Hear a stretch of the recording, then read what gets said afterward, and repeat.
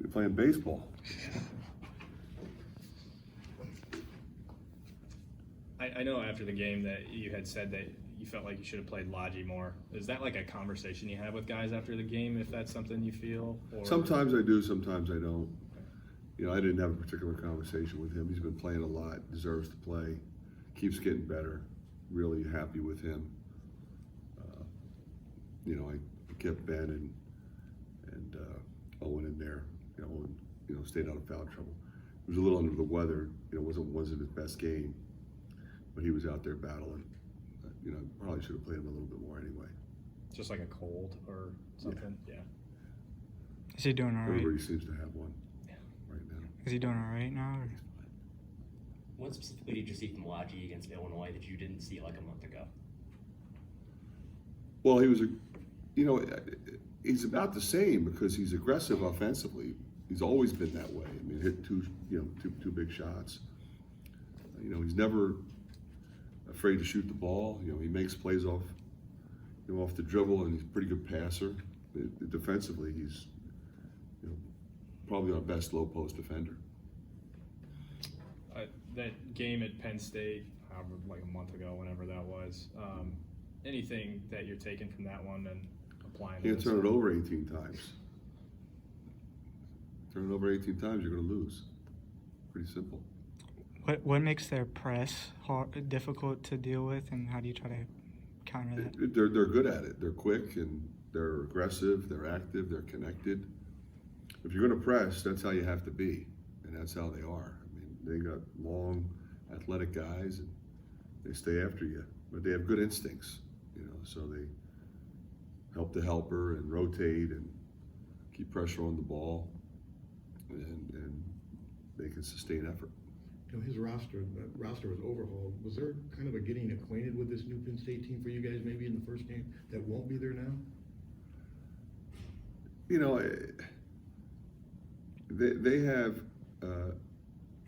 an effective style that, Mike's had success with that in the past. Mm-hmm. And so, as they came into the league, you could see that that's how they're playing, and they're doing it well.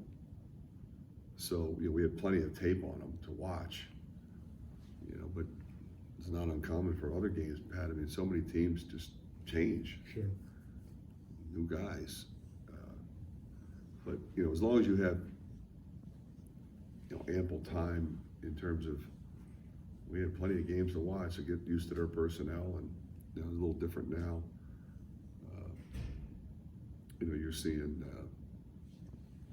in particular, Hicks and Kern have really stepped up. I think those two guys are really good players. Everybody knows Baldwin's terrific, but those two guys have really stepped up, especially with Clary gone, and it's really worked for them. They're a team that struggled at the beginning of the season, then they get this big win over Illinois. They've kind of shown some flashes of being really solid.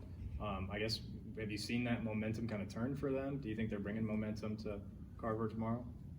Yeah, I just think they have a really good team. That's what I think. I mean, they got good players. They compete. They share the ball, and they got a multitude of guys that can score. They make threes. Very typical of all the teams in this league. Everybody's really good. I've seen them play fast and somewhat slow. It seems like they can adjust the tempo. Is that what you've seen? Yeah. They have a good offensive scheme in terms of keeping everybody involved, but they're gonna attack you off the bounce and attack in transition. But they've got enough shooting to play a half-court game if they have to. I know at this point in the season, there's only so much more room like a team can grow, but just what's been the focus kind of this last stretch, like in practice? Like, what do you feel like is still kind of left for you guys to get better at? I just think you consistently try to improve in all areas. That's individually and collectively. You might say, okay, our zone needs to get tightened up, or our transition defense. I mean, there's various things that happen in the course of a game that might need to be addressed. And that's ongoing. It's not one part of the season versus another. Like, that never stops. That's why you break the film down and you try to get better and prepare for the next game, which is going to be a different game plan than the last one. And that's how we do it. Do you feel maybe like a sense of urgency from the guys with where you're at, 3 games left, still trying to make that last push to possibly get into the tournament? Yeah, we have a sense of urgency to win the next game. That's it. And we won't look 2, 3, 4 games down the road. Yeah, we don't do that. How's this season just tested your leadership? There's been, stuff off the floor with guys dealing with things and ups and downs, over the course of games. How has this season tested your coaching leadership? When you're doing as long as I have, every season has that stuff. This is no different. I mean, I've never had 4 players lose their grandmother. I mean, that's a little bit unique, to say the least. So that is one thing that's dramatically different. And those guys have all, along with their families, handled that incredibly well. But every team is different. Every team is new. Now sometimes you have a lot of guys back and your leadership is already in place. We were pretty spoiled there for a while. But I mean, I can say that for all the years I've been here. We've had great leadership, great guys in the locker room.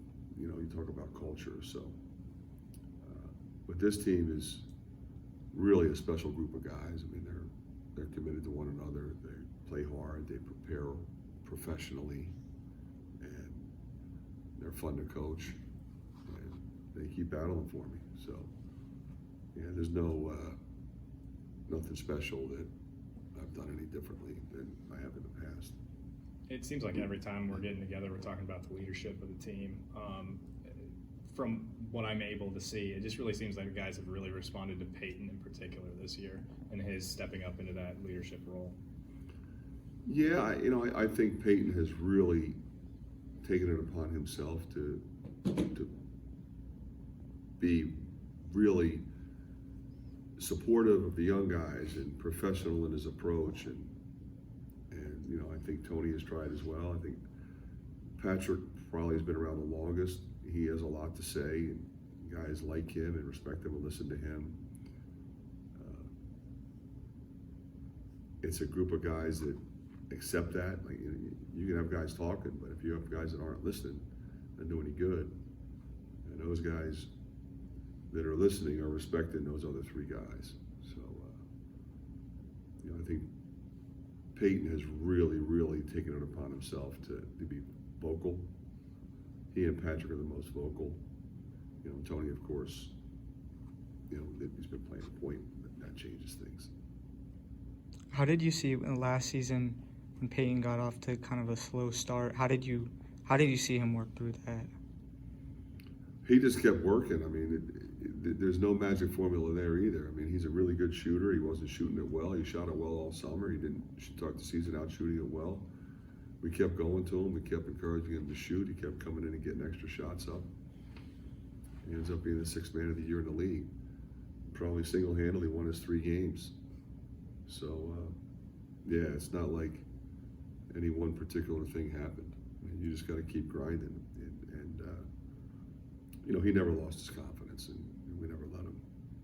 With Peyton's leadership, are those some maybe traits that you saw during the recruiting process? Is that something that's just kind of formulated over the last few years? You don't really see that stuff on the AAU circuit. You really don't. I mean, his high school teams won a lot. They won the whole thing, and the year before they were lost in the championship game. So he came from a great program, played for a really good high school coach, and I think without question he was the leader of that team. But they had other really good players in both years, not the least of which was his brother, who was the point guard of that team. So yeah, leadership is not always something that you can see in the recruiting process unless you recruit that player for a long time. And since we did with him, keep in mind we weren't able to go to any high school games at the end, but I talked to him all the time, and you could tell that he had that ability, no question. How does Ben factor into that leadership dynamic for a guy he wasn't on the team as long as the other guys have? Yeah, he's not the guy that's doing a lot of the talking, but he certainly commands the respect. You know, if he does say something, everybody listens, because not only is he a really good player and has put up numbers, he's a really, really special person and incredible worker. So he has credibility. You know, a lot of guys want to talk, but you got to have credibility if you're going to open your mouth, and he does. For as long as you've been coaching, I guess, is there maybe a common trend with guys like Peyton, like Patrick, maybe some of the other teams you've had, that you see a guy and it's like, oh, that's going to be a leader for our team? Yeah, I mean, and I think you could see that. I think Brock has that ability. You certainly saw that last year. But like I said, I've been really lucky, whether it's Marble or Cassell and Clemens and Woodbury, those three guys. Peter Jock was that way. You know, Bohannon and Connor. You could see it with Connor in high school. You know, point guard on the state championship team as a freshman in high school. Bohannon, you could see it, and Garza too. You know, he was vocal and just incredibly hard worker, fiercely competitive. So we've been pretty spoiled with a lot of when the Murray twins, they were quiet, but they were really locked in mentally, and they were gamers, and they were crunch time players. Keegan didn't say anything. He just was so focused and so dominant. He had a different level of ability to lead. And, those guys are fun to coach, because you just hand them a scout report and they take it from there. Is Brock a guy who's maybe responded to the leadership, and that's how you can kind of tell? Yeah, and he's also very vocal. Like, he's not afraid to. He's only a freshman, but he'll tell everybody where to go and what to do. And he's a very confident guy. I like that about him. All right, thanks.